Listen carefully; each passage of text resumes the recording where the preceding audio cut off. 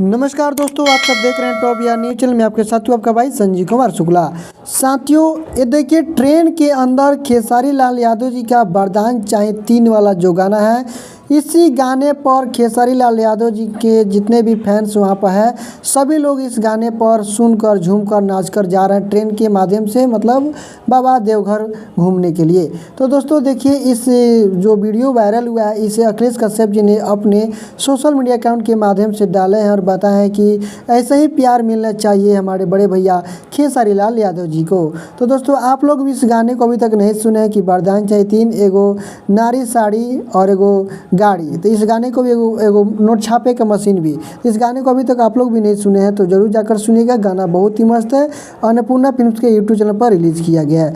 तो चलिए साथियों, हम इस वीडियो को यहीं पर समाप्त करते हैं। फिर से मिलते हैं एक नए अपडेट के साथ। और अपडेट अच्छी लगी तो वीडियो को लाइक शेयर, चैनल पर नया था चैनल को सब्सक्राइब करके बेल आइकन को जरूर प्रेस कर लीजिएगा। चलिए दोस्तों, फिर से मिलते हैं एक नए वीडियो के साथ। तब तक के लिए टेक केयर, बाय बाय।